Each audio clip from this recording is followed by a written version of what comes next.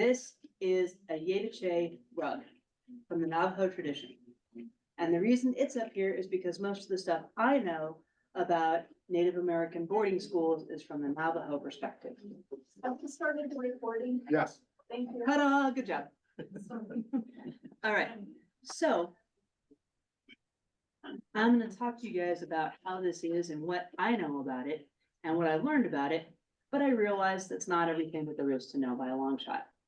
If you have questions or comments or other things you want to tell about, the reason that there's pens up here and that there's sticky notes scattered around is because if you have something you want to talk about or a question, if you'd please write it down on your sticky note and then stick it over there on that thing that says parking lot.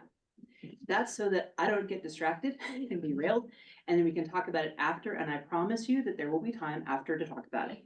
Cool? Mhm. Cool. All right. First guy. And if there's people on Zoom who have questions and comments, After we can figure it out. afterwards we can figure that out. But you certainly can make comments. If All you right. see something pop up saying something happens with Zoom, let me know and I'll. Okay, I'll try to pay attention You to don't that have to, too. but you just. Okay, anyway. So why in the world is it that I am talking about this? Well, I have been a teacher for almost 33 years now. And the first 11 of those were down in Gallup, New Mexico. And the first 4 or so of those were in town. And most of my kiddos, when I taught in town, were pretty much like any other kiddos that you might expect. Some kiddos did their homework, some kiddos didn't, some parents came to school and talked about things, and some parents didn't. But then I moved out to Church Rock Elementary School, which is a quarter mile away from the Navajo Indian Reservation. And this is what it looks like out there. This is a picture that I took a couple of months ago from on the Navajo Reservation, about half a mile away from where I used to teach. And those kiddos, I realized, were a lot different. There were some who absolutely wanted to do all the homework I could possibly give them, plus more. And their parents came to everything. Parent-teacher conferences, carnivals, musicals, and sometimes they just showed up, which was really cool. Some of the kiddos were like the ones I was used to. And some of the kiddos, their parents would not come to school no matter what, unless it was a fun thing or there was food involved. And those kiddos would not do homework for love nor money. And I started to get curious about that. I thought, well, why are these kiddos like that? And so after I got to know their parents a little bit better, I started asking. And they were the first ones who told me about Native American boarding schools. And what they told me was very minimal. They said that their parents, and some of them themselves, were sent to a boarding school in Albuquerque for their schooling. They didn't have any choice about going. They were told, you go. And that if they spoke their language, they got punished. That's what they told me. Then I started doing some research and found out it was a whole lot worse than that. So what I found out was, come back here. This is a picture of one of the boarding schools. This is in Carlisle, Pennsylvania. And it is one of about between 408 and 523 boarding schools, depending on which sources you look at. And they started in 1819, went all the way to 1969, so 150 years worth of this. They were found in 37 states. In some places they were already territories instead of states by this point, including Alaska and Hawaii, and 5 of them in Colorado. These are friends from the Sioux Nation who have been told that they needed to come to this place, hundreds of miles away from where they live. Now, some of these places are still in existence, although they've been changed. And one of them, here in Colorado, is actually Fort Lewis College in Durango. Now, you might look at this and go, well, that's pretty nice. That's a pretty place. What's wrong with having kiddos from some other place come and go to school there. Well, there's nothing wrong with it if you actually treat them in a nice manner. And unfortunately, most of the Navajo kids who were told to go to boarding schools or made to go to boarding schools were not treated nicely at all. When they got to boarding school, first of all, what happened is they cut their hair. Now, in most Native American traditions, not all, but in most Native American traditions, your hair, especially long hair, is considered to be part of your culture, in some cases, part of your history. And that there are ceremonies and traditions and reasons why you would cut your hair, usually around death, the death of somebody in their family, say. And so just marching a kid into a room and saying, okay, shh, and cutting your hair is not nice, to say the least. They gave them new names without their permission. Most Native American names have a deep meaning and culture and history. And they just said, okay, now you're gonna be named Tom. They had 2 to 3 students sleep in the same bed at the same time in some places. This was not because they had a minor overcrowding issue, but that's just because they had that many kids that they wanted to bring in, and that's what they said they were gonna do. This was an always thing. They were told you may not ever speak your language again. They were forbidden to practice their religious beliefs or their ceremonies or their traditions. And if they did those things, they were punished with, among other things, starvation, physical violence, child labor. One of the schools that I read about said that they chopped down thousands of trees and made thousands of railroad ties and broke down hundreds and thousands of pounds of rock. They were basically child labor for at least half of every day in some schools. And then unfortunately, students died at these places and were buried in unmarked graves. They were abused physically, sexually, verbally, mentally, and in many, many other ways. This was a very, very sad time in our history. So why in the world would you do this to a bunch of kiddos? Well, assimilation. Okay, I'm a Star Trek geek. This is the Borg cube from Star Trek. And in Star Trek, the Borg were supposed to assimilate the human race. They were supposed to come in and take over, and all of a sudden you wouldn't be people anymore. You would be part of the Borg collective, is what they called it. And That looks like a picture you took of that board. yes. And I am a nerd, I did take it. Anyway, anyway, so the Borg were supposed to take over the human race, and you would no longer be you. You would be part of the Borg. Well, unfortunately, that is what our government decided they wanted to do with the entire Native American population of our country. And they decided to start with kids. If you look at this report in the middle of the page there, it says, it states the United States targeted Native American children in the pursuit of a policy of cultural assimilation that coincided with Indian territorial disposition. They wanted to assimilate the Native American people, starting with kids. That's not nice, to say the least. And unfortunately, the echoes and the repercussions of that have continued on to this day. Now, there is some hope in this story, believe it or not. And this lady is part of that hope. This lady is Deb Haaland. She is the current Secretary of the Interior. She is a 35th generation New Mexican, which blows my mind every time I see that. And she is Laguna. She is from the Laguna Pueblo, and she is part of that people.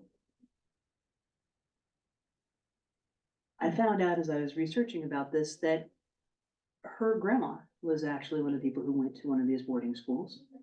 And because her grandma was told you may never speak your language again, she was afraid to teach it to her daughter, who is this lady's mom.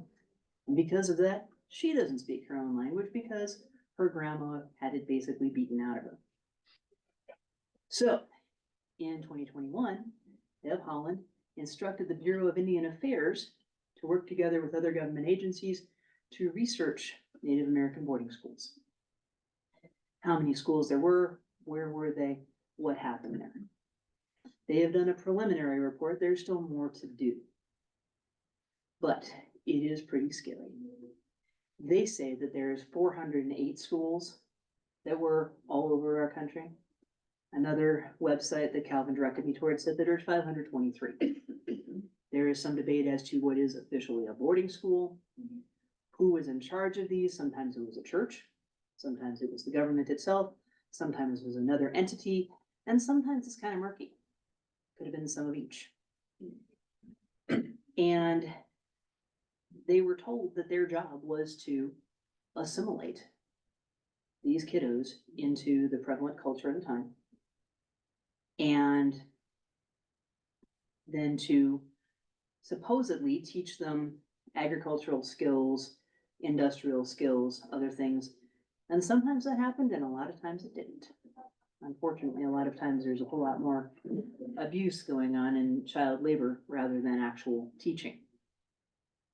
One report that I saw said that they spent about 2 hours in the morning teaching them reading, writing, and a little bit of math. And the rest of the day was working. Which is hard for somebody who's only 5 or 6 years old. It's even harder for somebody if they really don't want to be there. But this is a list of all 50 states and how many schools were in each state. Now, there's a couple that have 0. That's true. There's a couple that only have 1 or 2. And then there's some that have a whole lot, like Oklahoma has 76. And New Mexico, I only thought there was one in Albuquerque. That's the one I heard about. Yeah, there were 43. And some of these schools were better than others. Some of them were worse. You can't just say all of them were terrible, because some of them weren't, but a lot of them were. Now, this is a picture of a Navajo student named Tom Torlino, who went to that school I showed you, the Carlisle Indian School in Pennsylvania. This is how he came when he first started in the school. And that's a picture from 3 years later. Now, is he the same person? Yeah. But had he been basically told, you can't do, you can't have, you can't be Native American. You have to fit into the culture of the time. And that's not right. And a lot of kiddos were told that for 150 years. But then there's this lady. This is Calvin's friend. Her name is Cassandra Atencio.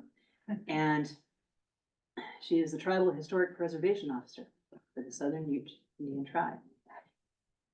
She and other people have told about how some Native American tribes were able to resist all of this. The Ute in particular were able to resist sending kids to the Native American boarding schools. Some of the people who were in charge of their tribes went and hid in the mountains so they couldn't be found. Sometimes the ladies of the tribe, because they were a matriarchal society, so they said the ladies are in charge of a lot of things. They said, nope, our kids aren't going. And that was respected, which is pretty cool. So this article that I read that's about this is down here at the bottom. And if you guys want to have any of the links of the things that I've researched, you are more than welcome. I can tell you all of them. But I think she is a beacon of hope for a lot of the things that are going on here, because she and some other people from other tribes have said, now wait a minute, not everybody was forced to go to these things, and sometimes it wasn't terrible for everybody. These guys are part of the Navajo Code Talkers. The Navajo Code Talkers were another group of people that I never knew anything about until I lived and worked in New Mexico. A lot of them went to these boarding schools too. And even though they had some terrible experiences, they also learned some things that helped them to survive in the military, because many of these Native American boarding schools were run as kind of military institutions. And they made kids march in lines and they made kids, salute, things like that. And that helped these guys get through when they were in the Army, when they were in Marines and things. And they said that boarding school life prepared them for the military. Some of them met friends in boarding school that they had the rest of their lives. And then these guys, they're part of the reason that we won World War II. And they used their language, which they had been told they couldn't use anymore ever by the boarding schools. And then the same government that told them that also said, oh, could you please use your language and help us win this war, please? They were a little confused by that, and I can't blame them. But the amazing thing is that they were resilient enough to do so. And they did use their language. And the amazing thing for me personally is this. I told you that some of the kiddos that I worked with, they wanted more homework than I even gave them. And their parents were there at every school function possible, and sometimes they just kind of showed up. Their grandparents were code talkers. And they said to their kids, who then said to their kids, education is the key to getting ahead in life. And so they were eager to learn everything they possibly could. And one day, one of my dear sweet students, Mariana Martin, came up to me and said, my grandpa wants to come and talk to our class. Her grandpa was a code talker. And I said, well, but yeah, of course. Yeah, sure. When does he want to come? Well, he wanted to come that next week. Okay, great. So we got everybody all excited about it. We got the entire classroom all ready for it. And that morning we're moving desks around so people have a place to stand in the middle. And one of my dear sweet students had decided to carve a decoration into one of the desks. What he carved was a swastika. I sat on the desk because there was nothing else I could do to cover it. Now I know that swastikas traditionally were Native American designs before they were used by the Nazis and all that, but turn around the other way. But I sat on the desk to make sure that nobody saw that or thought about that during the presentation. And the Navajo code talkers who came to my classroom were absolutely amazing. They told my students that education was the key to getting along in life. And they encouraged them to get all of the education they possibly could, ever, always, from 5th grade all the way up until the day they died, because they said learning is always something you can do more of. And they encouraged so many of my kids that more of them did their homework and more of them did care about school. And they started to turn this around. Now, did it stick forever? I don't know. But I do know this.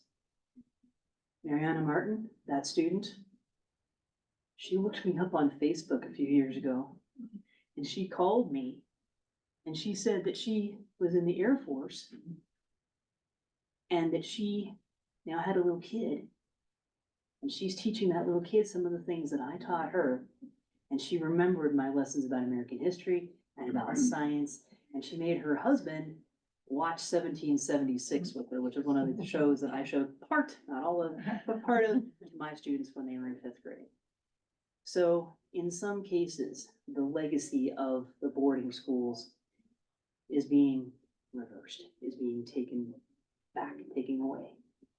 And I dearly hope that that still continues. All right. So the question is, what next? Now, nobody put questions over there, and that's okay, because I know it's kind of disruptive if you stand up and walk over, but it's easier than just people waving their hands at me. So, what questions do you guys have? What things do you want to talk about? I had one. What's up, Greg? When you're showing the states with the different boarding schools in it, I Mhm. found it interesting that Texas had 0. All the other states around it had a lot, but for Mhm. some reason Texas has 0. If you've ever researched that or not. Well, I don't know specifically why Texas had 0, but I do know that in a lot of cases, they chose on purpose to move kids hundreds of miles away from where they came from, so that they wouldn't have as much contact with their parents, so that they wouldn't be able to still do their traditions and have that connection with their culture if they did go home for various reasons. So they made them move as far away as possible so they couldn't have that connection. So that might be part of the reason, but I don't know specifically why. Oklahoma is as far away as possible from a lot of places. That's true. Oklahoma is way far away from the places. Yes, dear. I grew up near Carlisle, Mhm. and so I was at least familiar with the Carlisle Yes. Indian School. But of course, I had no idea why there was an Indian Mhm. school. We had no Indians, there Mhm. weren't any. And so I looked it up, as we're getting ready for this. And that was the jewel in the crown, the Carlisle Indian Yeah, School. that was the the one first after which all the others were modeled or a lot more. Yeah, that was the jewel in the crown. That was a picture of it. But it is now part of the War College. If any of you retired Army people or whatever have been to the War College, that is part of the War College now. All right, then. Yeah, because a lot of places that were Native American boarding schools have been repurposed Mhm. for other things. And I mean, in one sense, okay, that's great recycling because you don't just trash buildings that have been there. And a lot of these places that were boarding schools were actually recycled already because they were decommissioned military bases and things like that. That's where they got the buildings from to start with. But it's cool that they've been repurposed again for another use. Yes, dear. I'm not familiar with most of Western Mhm. Indian culture, but back east in Kansas, which is not that far east, we had Haskell Indian Institute, Mhm. and it was a boarding school to begin with. Mhm. And I was 7 years in Lawrence, and there was a transition from boarding school into a community college atmosphere. Mhm. My daughter had a friend whose mother attended Haskell, Mhm. and she had good, happy memories. Okay, It just shows that, we can change things. yes, we can. And one thing I really want to make a point is, yes, there are an awful lot of terrible stories about things that happened at these boarding schools. And I don't want to diminish that at all, but not all of them were terrible. And not all of the memories are horrible. Some people really did have good and happy memories of places, and some people really did make lifelong friends. So it's not, you can't paint everything with the same brush and say, it's all horrible. Some of it was, a lot of it was, but not all of it was. Wasn't, the famous athlete Jim Thorpe, an alumni of Carlisle? I believe so. Yeah, and, he had his Olympic medals appropriated from him. Yes, he did. I guess because he was a Native American, I'm not sure, but eventually they were given back to him. Yes. He did. They did take his medals away from him for a while, and that's a whole convoluted story in and of itself. But they were eventually given back to his family. Yes, that is true. Yes, dear. I'm talking, yes, yes, sir. Yes, sir. The concept of assimilation, Mhm. in some ways, it sounds positive Yeah, of, we're welcome. If it were, we're welcoming you into our country, mhm. and these are the things you need to know. Yeah, In a lot of places, of course, it was not done that way. Of the one learns by going in both directions. true. Were there examples where some of these schools actually learned from the people they brought in? I was not able to find any, but that doesn't mean that there weren't any, because I wasn't able to find any. I wish there were.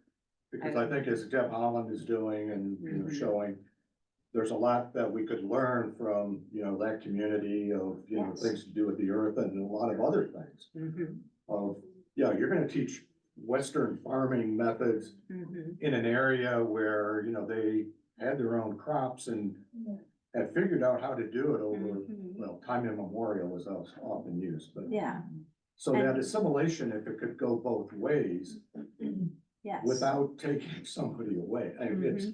No, I agree. Yeah. I agree. I mean, if it wasn't assimilation, but rather a learning from both sides, that would have been a whole lot better. And in some cases, in some places, there has been some of that more recently, but not a whole lot. And so one of the things that Deb Holland, I think, is trying to do is to encourage that in more places, in more ways. Hi Kathy, what's up? Yeah, so, my experience, growing up in Tulsa, Mm-hmm. a couple things that we were, first of all, very, our church, Bethany Lutheran in Tulsa was very connected with the Oaks Indian Mission. Uh-huh. And that was founded originally by the Moravian Church Uh-huh. in, the spring, I'm gonna get the name wrong, spring something. Okay. When the Cherokee were moved from their homes in the southeastern part of the United States and forced away to Oklahoma, or what is now Oklahoma. And the Moravians accompanied them just out of a sense of ministry, Mm-hmm. not part of those that created the march. Mm-hmm. And then to minister to them once they had all arrived in Oklahoma. Which is cool. And after a time, the Moravians, for whatever reason, were not able or willing to continue the ministry. And it was then the baton was passed to the Lutheran Church of America. So the Lutherans have been taken care of, if you will, Mm-hmm. the Oaks Indian Mission. Mm-hmm. When I was there, my experience, as a summer camper, Okay, yeah. was also that, it was, very positive and healthy and respective. And it's been some years ago, there was a PBS, special. Yes. Did you see that? It I saw was parts of it, yeah. the Christmas special where the Cherokee tradition was incorporated into a modern Lutheran liturgy. And the gospel was read to the 4 different directions Yeah. that were important in the Cherokee culture. Mm-hmm. And other parts of the liturgy that were modified to incorporate and respect the traditions of the Cherokee people, Mm-hmm. along with the beliefs and liturgy of the Lutheran Church. Very cool. And then just the other thing too that I noticed from just personal experience, when we sat in school, in homeroom, Mm-hmm. before the bell rang and class had started, very often conversations were, what kind of Indian are you? How much Indian are you? And I always felt bad because I couldn't really contribute to that. Yeah. I tell my kids same as this in sign language. And I felt the same way when my class was talking about how much Indian are you? I had some kids in my class who said, I'm FBI, full-blooded Indian. Cool, great. I'm half and half, I'm this and that. And then they'd ask me, okay, Miss Daniel, how much Indian are you? Well, I'm not. I'm half Swedish and half German mostly. And then they got into this Swedish, what's that? And so we had to have a little geography lesson. But the thing is, we ended up, and hopefully you ended up with, okay, we're all from different cultures, but we can all respect each other. Well, and what's made an impression on me is if you're even a little bit Indian, you're Indian. Mm-hmm. And you don't necessarily find that in other racial and ethnic groups. That's true. It seems that most often it feels more divisive, whereas the Indian culture seems more inclusive. At least in some places, yeah. Yes, Phil. Years ago, I was invited to participate in a Native American event, Mhm. which included a sweat lodge. Cool. And, I'll never forget it, Mhm, because one thing that stood out, we had, prayers. mhm. And they made it sure you cannot pray anything for yourself. Yes. You can only pray for someone else. Mhm. And there was that sense of, being connected to your community. Of course, we had the, you know, yeah, it was an amazing experience. Just to participate in a Native American event that, you never forget, so. One question though. Yes. The Gazette, it has the 50 years ago. Mhm. Yesterday, it was 1974. There was a Native American event here in Colorado Springs that involved Native Americans, including a boarding school. Do you know, in terms of 50 years ago, what kind of a boarding school there was here or around here in Colorado Springs? I looked it up. There was a boarding school that was south of here, between here and Pueblo, and it was in the foothills over there. And I know what the name of it was, and I can't tell you right now, but I know that there was one. Yes, because when I looked up, there were 5 boarding schools in Colorado, I went, where? So yes, one of them was not too far away from here, and it was, Calvin, do you know which one it is? Okay, I will find out and I will let you know. But it was in between Colorado Springs and Pueblo, that direction, in the foothills. And I will find out which one it was, because I wrote it down. But where it is, I can't tell you. I think you did a great job, Ingrid, of talking about both the dangers of assimilation Mhm. and also the positives of education, right? Mhm. You're a teacher, so I'm not surprised. That's what it is. But the two kind of become similar in some ways, right? Mhm. So like if you are, if, you know, I appreciate what you were saying, John. If you're coming into a new culture, assimilation is part of like becoming aware of the culture and learning about the Right. culture, right? So I wonder if you could talk a little bit about where the boarding school, I know we know some like the really bad parts, but Mhm. where the boarding schools made the error of moving from education to assimilation. Where do you see some of the real evils that were happening in that move? Well, the biggest thing that I saw is that, and this is, again, this is not all of them. This Yeah, is fine. some of them.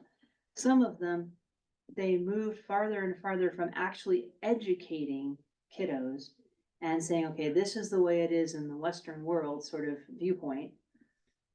They moved from that into completely cutting them off from their traditions, cutting their hair, renaming them, Right. and then saying that, and telling their parents and telling the tribal leaders that they were gonna take these kids and teach them about agriculture, teach them about industry, and teach them about how to survive in the Western world and have a better life.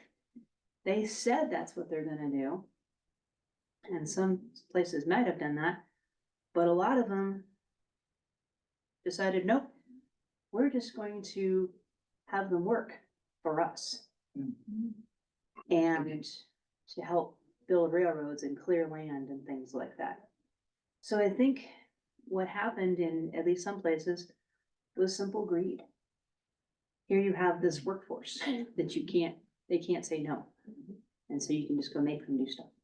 You said that they told the parents that, so I imagine that what happened sometimes is parents were kind of said, hey, send your kids to this school and they'll be ready for the modern world. Yeah, Which is different than assimilation, right? That's being ready, but then what the parents didn't know is that part of that was completely removing your sense of your former past and your history. well, and the thing is that, and I didn't realize this until I started doing research on it, that when they wrote the original legislation saying that they were going to have Native American boarding schools in America, Yeah. the purpose was to assimilate the Indian culture. Yeah. And whatever that means to different people. Basically, one of the superintendents that I read about, he said that they wanted to take the Indian out of the man. Yeah. Which is a terrible thing to say, sorry, God, but But that's what they believed at the time. Yeah.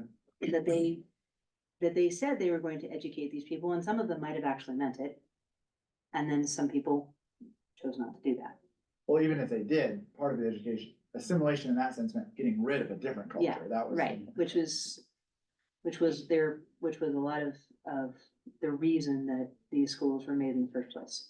Do you know what happened to the kids after, when they left the boarding school? Did many of them go back? Did they know where to go back to? I mean, I can imagine if you come to a boarding school when you're 5 and you leave when you're 20, you don't even. Some of the kids did go back and went back to their families and just didn't know how to fit back in because they had been trained so far in the other direction.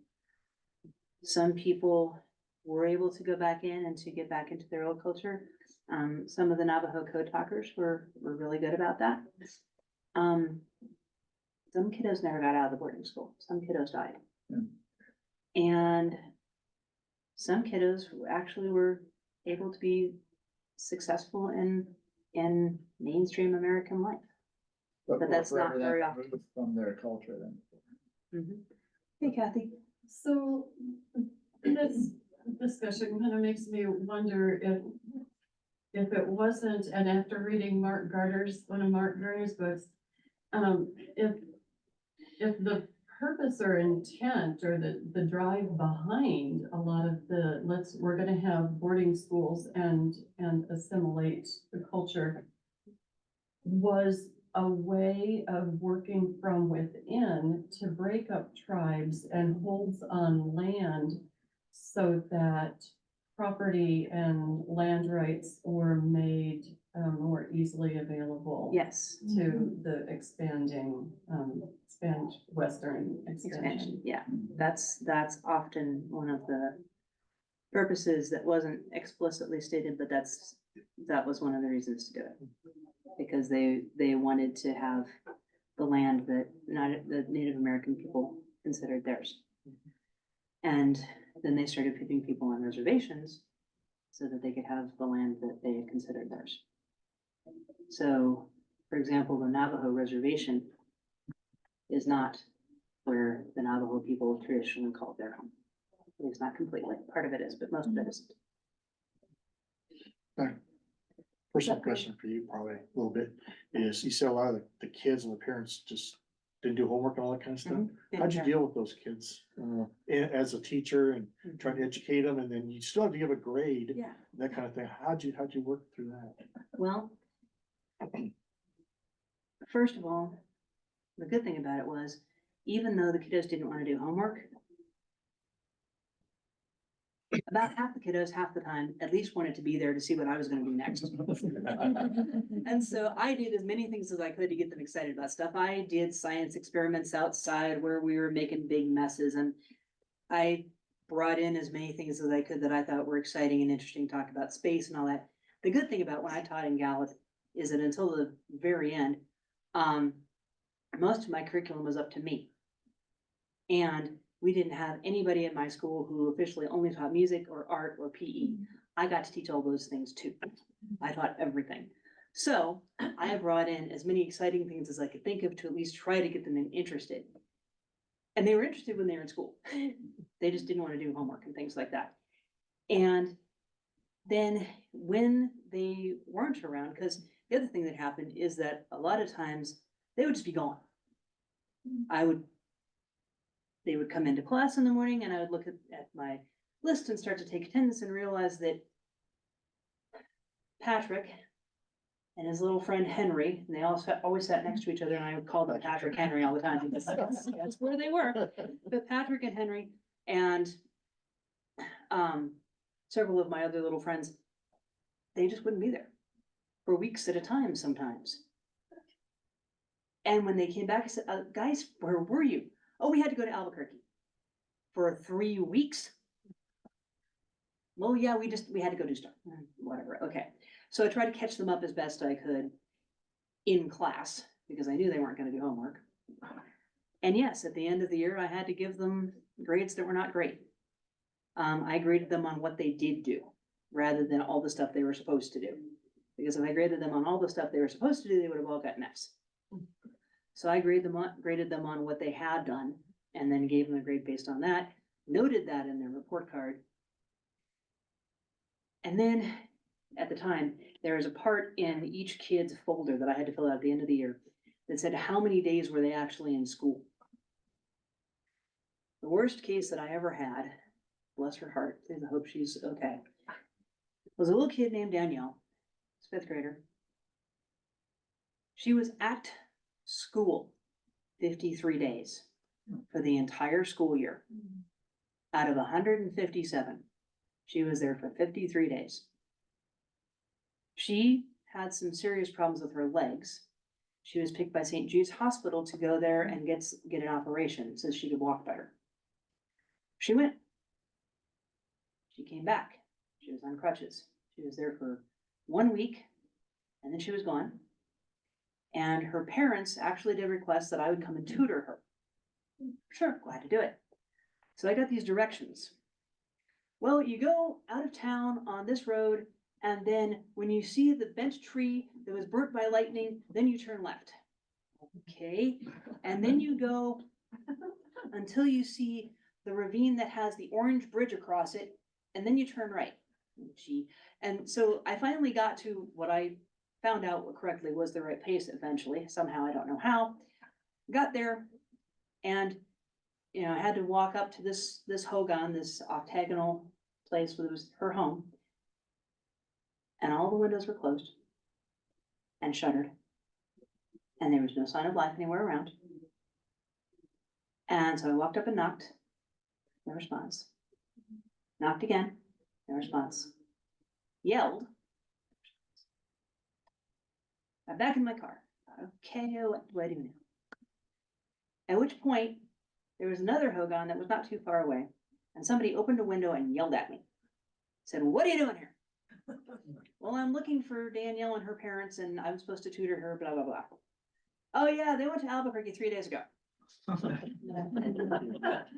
Okay. They were gone for 3 months. And then all of a sudden she showed up in my classroom again with no apology, no explanation, no nothing, just showed up. So again, I tried to teach her as much as I could and tried to test her on what she was actually there to learn. And I hope she's okay, because that's all that I knew to do.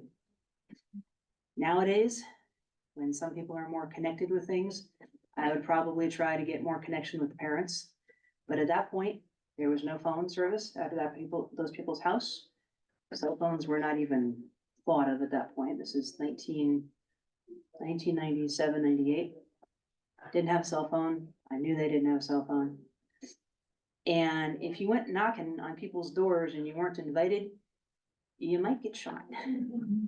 Some people know, I also like to go hot air ballooning, which I also learned how to do in Gallup. And we went chasing a balloon one day and showed up in front of these people's house saying, okay, have you guys seen this great big huge large balloon? And the lady pulled a gun on us and said, we haven't, we don't want to, goodbye. Goodbye. Got in the truck and kept on driving, going, okay, where's the balloon? We did finally find it. It was not being shot at. It was fine. But you had to be careful who you were trying to go find, because sometimes you didn't get a very nice reception, especially from folks who had bad experiences with school. They apparently could look at me and tell I was a teacher. I don't know how, but they did. And they weren't fond of me because of that. So that was tricky sometimes. Yes, Jim? Ingrid, did you work for New Mexico, the Bureau of Indian Affairs, and could you talk about law enforcement? I worked for Gallup-McKinley County School System. So I did not work for the BIA. Law enforcement, there is the Navajo Tribal Police, and they have their jurisdiction. And there is the Gallup Police Department, and then there's New Mexico Sheriff, and they all have jurisdiction in the same area, and they kind of overlap. And so one of the things that happened a lot of times at my school was that we would have an after-school program. I ran a drama club, among other things, and I had 100 kids in it at one point. And every so often, somebody would not get picked up after drama class was over. And so the protocol was, first of all, call the tribal police. who sometimes would answer and sometimes would not, depending on if they were busy dealing with some other problem in other parts of Navajo Nation, which is a great big, covers parts of New Mexico, Arizona, Colorado, and Utah, so they had quite a large territory to cover. If the Navajo police didn't pick up, then you called the Gallup Police Department, and once they realized that you were in Church Rock and not in Gallup, they hung up on you. And then you called the New Mexico State Highway Patrol and said, okay, we need help.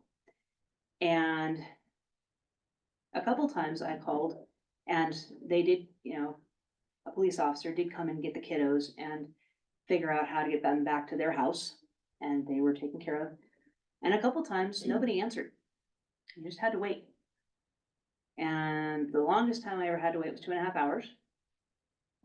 Drama Club got over at 4:30, and at 7 o'clock, these people's parents showed up in a pickup truck. And I had told the kiddos, when your parents come, I want to talk to them, because I want them to not do this next time. And they said, yes, yes, yes, we understand. They saw the pickup truck pull up. I said, wait, they didn't listen. They ran out the door, climbed into the back of the pickup truck, and were gone. And I'm wait. Nope, didn't stop. So sometimes law enforcement was helpful for school-related problems, and sometimes it wasn't. And it wasn't that they weren't trying to be. In most of those cases, it's because they had such a big area to cover and they didn't have enough people to cover it. And that's exactly what you were asking, but that's my experience with it anyway. Yes, Ron? I'm getting the impression that maybe this started out to be a very good idea, but soon turned around and wasn't a good idea. And they didn't know how to handle it. So, and it's tragic, the results, but I think listening to you, I've read a lot about the Plains Indian cultures. Yeah. And stuff that's been 20 years ago since I got into that, and I haven't done much since then. But anyway, and by the way, Jean is 1/8 Choctaw. Cool. Okay. She's an Indian. Yes. But she has a history of her I'd love to hear. great grandfather was a US Marshal in the Oklahoma Territory. Cool. Yeah, and so we were still trying to find out much about him, but we really can't. Who he went after and why and how successful it was. However, though, I think, when we see all those boarding schools, when they started, that list of what you had, what was the time that said that Colorado had 5? Was that turn of the century or close to 69? I know that wasn't because I'm from here, but so was there a time when they just thought it was a complete failure and they started coming down and figuring out they got beat again? Well, it was most prevalent in the 1870s through about 1920 something. That was when it was most prevalent.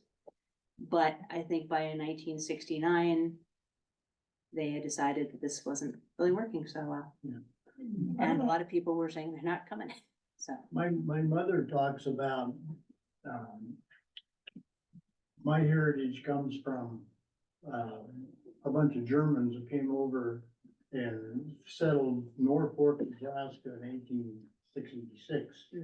And my mother was born in the 20s, but she can still remember being out on the farm and that Native Americans would come still looking for help, looking for food, something to live on. And this had to be in the 30s. Yeah. So, And that's unfortunately that happened to some folks, that they were moved off of their land, or they weren't able to hunt for the things they used to, like buffalo, yeah, when the buffalo were basically exterminated. And they didn't know what else to do. No. So they went and asked for help. My grandpa, lived in Illinois. And he got interested in Native American culture and traditions and history and wanted to help. And so he went to Gallup, New Mexico and met with some Native American people there, became friends with some Native American people there, and then started some colleges for people and made it possible for people who wanted to become nurses and doctors who lived in that area but who couldn't get to other places or didn't have enough money to get into other places to become people in the medical field. And so there were a lot of people who wanted to help in some way. And they found ways, in some ways, and sometimes. Pushing back on what you were saying, Ron, because you, Ingrid, I think it's true that there were some boarding schools that were started with good intentions, but the federal policy for federally started boarding schools was cultural assimilation. Yeah. And eliminating many Native American cultures for various means, like for various ends, right? So, Right. like, some were started with good intentions, Yeah, but the that's federal policy was Yeah. not a good intention start. It was, we Yeah. need to assimilate. And you gotta remember, at that time period, that wasn't thought of as a bad thing. No, they didn't think they were doing a bad thing. No, they thought, We- okay, well, we're just gonna, clear A lot out of the things we lands. didn't think were a bad thing. Well, yeah, but Yeah. now we know that that was not necessarily the nicest thing to do. Yes, Jerry? It would be interesting if we could, make a map that shows some of the timetable with these schools, with some of the other things that are happening. We say in Black history, we say that the nadir, the peaks of racism was 1890 to 1920. Well, that kind of overlaps with what's happening in Yes, this section too. When was the Dust Bowl? When was the World War? When, how did those effects play together? yes, What was the economy of the folks who, I could imagine some of the rural areas in the West where there were, were many after the Trail of Tears had been sent. How was the economy for the homesteader? Was there a school as good or not as good? There Yeah. may have been all kinds of tensions. Yep. All kinds of different things going on all at the same time, and that's true. You have to look at the bigger picture of history. Well, guys, I think we could talk about this for, years to come. The next week, we're gonna have probably the most important part of this whole thing, which is, now what? How can we help? What can we do to help bring healing to some of these things that happened that were really not nice? So next week, that's what we're all gonna talk about. Please Thank come. you, Ingrid. Thank you.